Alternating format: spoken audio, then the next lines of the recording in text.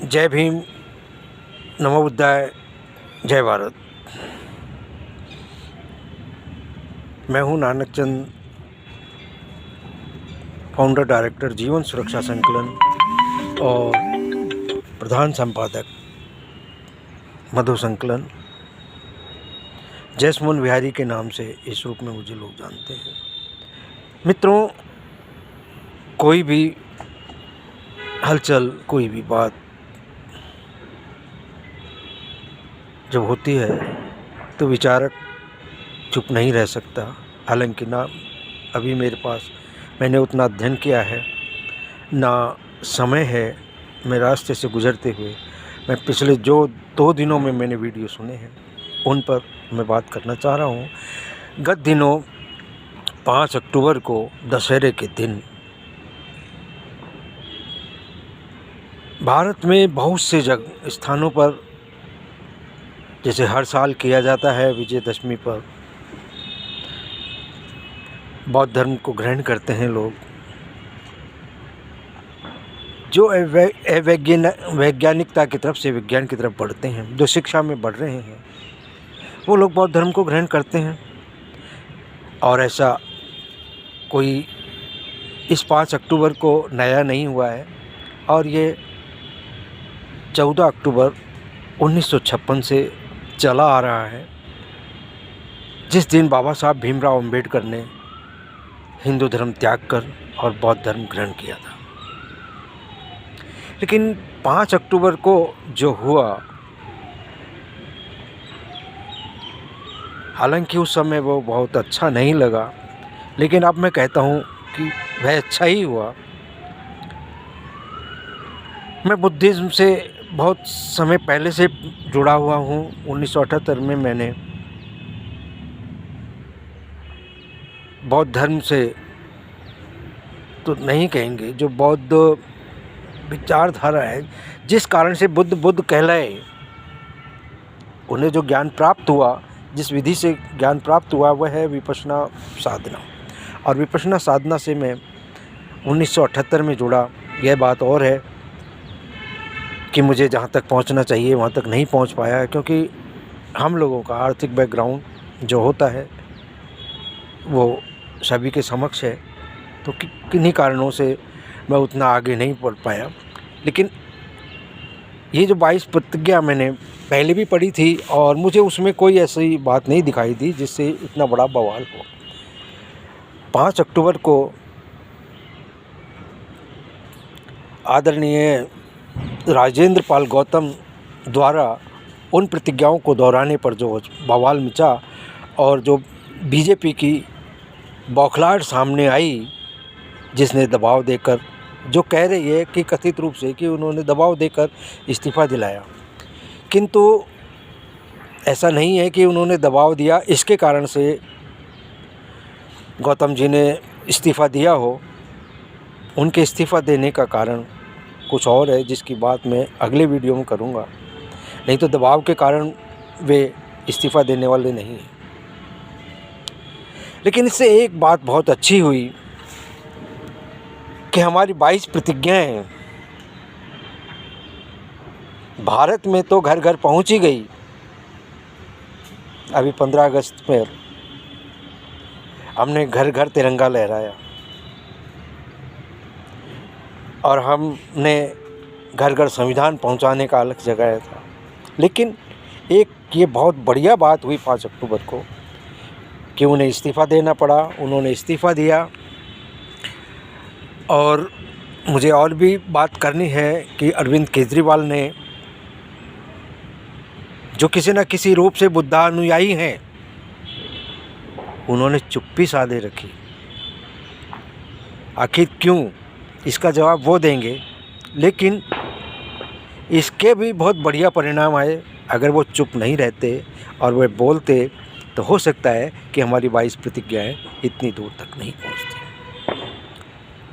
22 प्रतिज्ञाओं पर इसके अलावा मैं मुख्य बात तो यह है कि उसमें कुछ ऐसा है नहीं जिससे किसी की भी भावनाएं आहत हों, क्योंकि जो हिंदू धर्म को त्याग देगा वह ब्रह्मा विष्णु महेश को क्यों मानेगा। अगर कोई मुसलमान धर्म ग्रहण करता है तो वो क्यों मानेगा?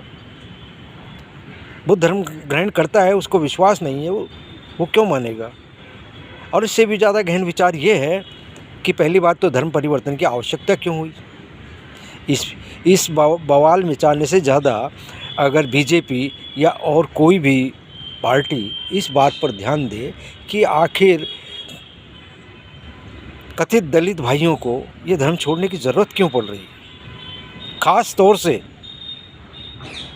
ये 2014 के बाद इतने धर्मांतरण क्यों हो रहे हैं? बीच में धर्मांतरण बंद हो गए थे। चलिए, ये तो बात रही उनके इस्तीफ़े की। इसके अलावा एक बहुत महत्वपूर्ण बात जो मैं करना चाहता हूँ वो ये कि अभी उन 22 प्रतिज्ञाओं के कारण हमारा हर दलित भाई जाग उठा है। और एक चीज़ अच्छी तरह समझ लेनी चाहिए, बुद्ध धर्म ग्रहण करने का मतलब है ज्ञान की शरण जाना। और इसका प्रत्यक्ष उदाहरण मैं अभी आपको दूंगा जो आप देख रहे हैं, लेकिन शायद हो सकता है कि आपका ध्यान उतना ना हो। मित्रों, आज दीपावली का दिन है और दीपावली पर लोग हिंदू धर्म में दीपावली मनाते हैं। तो अभी बहुत सारे वीडियोज़ आ रहे हैं, बहुत सारे विचार आ रहे हैं। अलग अलग हमारे बुद्धा अनुयायियों ने, बौद्ध धर्म में आस्था रखने वाले हमारे भाइयों ने, कि कोई कह रहा है कि हमें दीपावली मनानी चाहिए, कोई कह रहा है नहीं मनानी चाहिए, कोई उसके अलग अलग कारण बताए जा रहे हैं। कारण एक पर्व के बहुत सारे हो सकते हैं, लेकिन निश्चित तो यह है कि ये पर्व किसी न किसी रूप में, और मैं समझता हूँ कई तरह से बौद्ध धर्म से ही जुड़ा हुआ है। जिस तरह बहुत सारे मंदिरों को शिवलिंग का रूप देकर, मूर्तियों को, और मंदिरों को शिवालय का रूप देकर, या बहुत सारे स्तूपों को खंडित कर उन्हें और दूसरे रूप देकर उन्हें परिवर्तित कर दिया गया, उसी तरह से बहुत सारी परंपराओं को नष्ट और नस्ते नाबूद किया गया। यह एक बाद का विषय है। दीपावली हमें अगर मनानी है तो फ़िलहाल हम उसे दीपदानोत्सव के रूप में मनाएं, क्योंकि इसके संबंध में और भी इसमें एक पुस्तक भी छिपी है। शांति स्वरूप बौद्ध जी ने उस पुस्तक का जिक्र किया है, बताया है, और जो तथ्य दिए हैं उसके आधार पर यह पहले मातम की रात थी। उस दिन महामोगलायन का वध किया गया था, उनको धोखे से मार दिया गया था, इसलिए मातम की रात थी। और उसके बाद 84,000 दीपों को अशोक ने दीप स्कंद बना करके जो संकल्प लिया था कि मैं इस काली रात को उसमें बदलूँगा, किसी अच्छे काम में बदलूँगा, तो अंधकार से प्रकाश की ओर जाने के हिसाब से यह रास्ता, यह बात ठीक लगती है और हमें दीपोत्सव मनाना चाहिए। और दीपोत्सव दीपावली के रूप में हमें कदापि नहीं मनाना चाहिए, क्योंकि यदि हम राम के लौटने पर मनाते हैं तो जैसा कि आरसी बौद्ध कह रहे हैं, आरएल बौद्ध कह रहे हैं कि हमें, सही बात है कि हमें सीता और राम की पूजा करनी चाहिए, लक्ष्मण की पूजा करनी चाहिए। तो लक्ष्मी गणेश की पूजा इसमें कहाँ से आ गई? और जो भी जवाब, एक और मैं कल वीडियो सुन रहा था, उसमें हिंदू धर्म के बहुत शिक्षित माने जा रहे थे उस चैनल पर, और उनको बहुत दमदार और बहुत मतलब प्रख्यात माना जा रहा था। और उन्होंने जो गणेश जी पर, शिव जी पर जो बात करी, उसमें कोई वैज्ञानिक तथ्य नहीं था, सारी लाग लपेट थी। और जितने भी विचार हमारे बुद्धिज़्म के भाई कर रहे हैं दीपावली को लेकर, दीपदान उत्सव को लेकर, वो एक ज्ञान के मार्ग पर चलते हुए हैं, और कहीं ना कहीं उनमें हर के साथ तथ्य हैं। तो बुद्ध की शरण जाना, तथ्यगत कदम दर कदम ज्ञान की शरण जाना है, सच्चाई को मानना है, किसी कल्पना को ध्यान नहीं देना है। मित्रों, यही मैं कहूँगा कि यह समय हमें आपस में मतभेद की राजनीति करने का नहीं है। तो हम इस पर अभी बहुत ज़्यादा विचार, बहुत ज़्यादा मंथन ना करें। ये समय है बात का। अभी हमें जो बाबा साहब ने संसद की ओर इशारा करा है, उस तरफ हमारी सारी ताकत लगाने का समय है और हमें उस तरफ ध्यान देना चाहिए, उस तरफ तैयारी करनी चाहिए। हमारे जो मतभेद हैं उन सभी को भुलाकर 2024 की तैयारी करनी चाहिए, क्योंकि नहीं तो हम इनमें उधल जाएंगे, अपनी अपनी बात को सिद्ध करने लगेंगे तो हमारा समय, हमारी ताकत इसी में नष्ट हो जाएगी।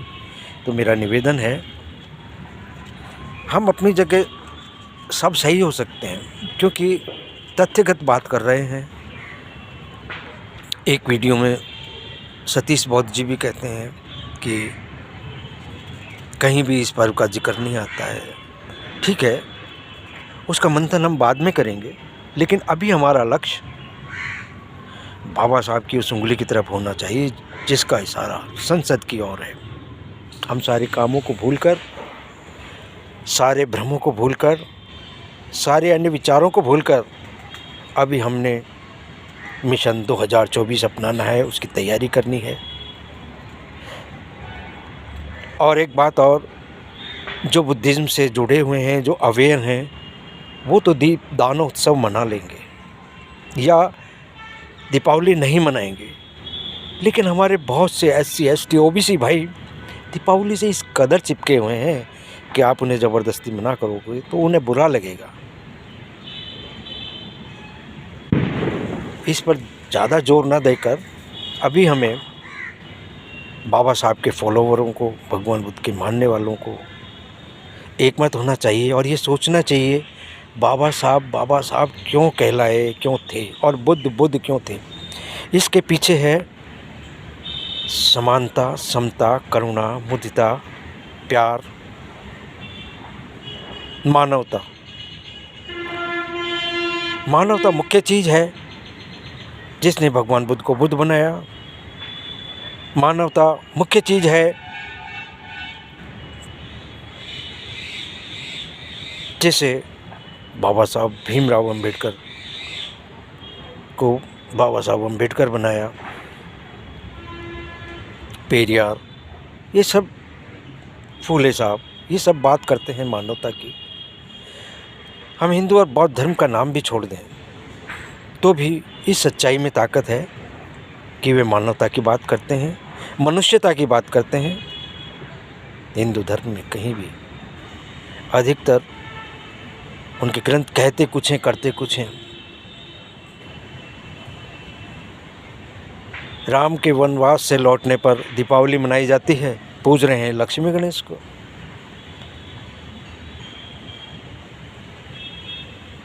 इनके हर कथ्य में कोई कहता है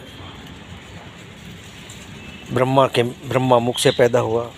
इनकी जो अधिकतर बातें हैं आधारहीन हैं। तो हमें अज्ञान से ज्ञान की ओर बढ़ना चाहिए, ऐसे विचार को छोड़ देना चाहिए जो अज्ञान का है। हमें ज्ञान की ओर बढ़ना चाहिए।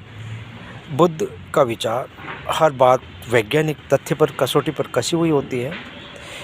बुद्धिस्ट का एक अनुचर भी, अनुयायी भी अवैज्ञानिक बात नहीं करेगा, इस बात को समझना चाहिए। तो मित्रों, जो हमारे भाई अभी नहीं समझ पा रहे हैं, वो अगर दीपदान उत्सव का महत्व नहीं समझ रहे हैं, लक्ष्मी को पूज रहे हैं, गणेश को पूज रहे हैं, खुशियाँ मना रहे हैं, उन्हें मनाने दीजिए।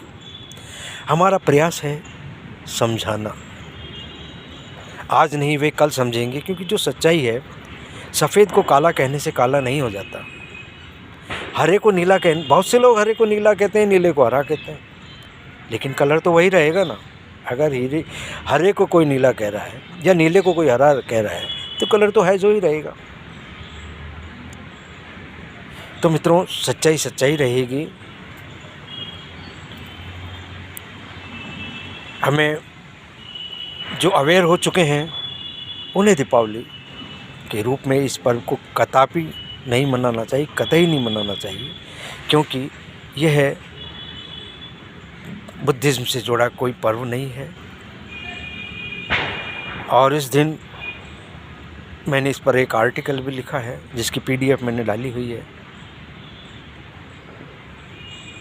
तो मित्रों धन्यवाद।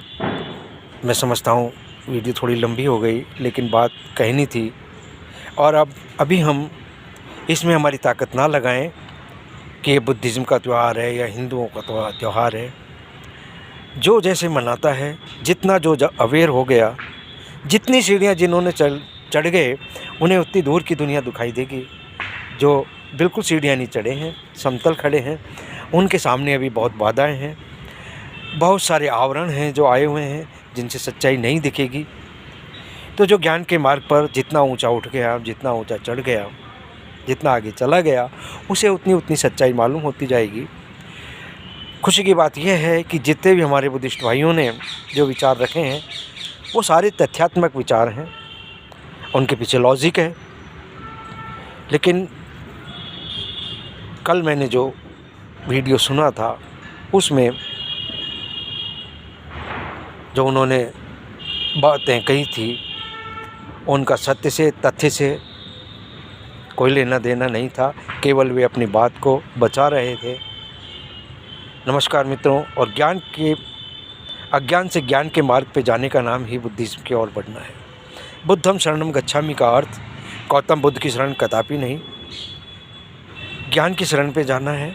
तो वहाँ किसी ढोंग को, किसी परंपरा को, किसी कल्पना को कोई स्थान नहीं है। तो मित्रों किसी भी बात को इसलिए ना मान लें कि वो किताबों में लिखी हुई है या किसी गुरु महाराज ने कही हुई है या कोई बहुत बड़े संत कह रहे हैं। भगवान बुद्ध ने स्वयं कहा कि मेरी भी बात को सच मत मान लेना, उसको भी सत्य की कसौटी पर कस के देखना। जो आदमी इतनी स्वतंत्रता देता है, जो महापुरुष इतनी स्वतंत्रता देता है, उसके मार्ग पर अज्ञान को स्थान नहीं है। धन्यवाद मित्रों।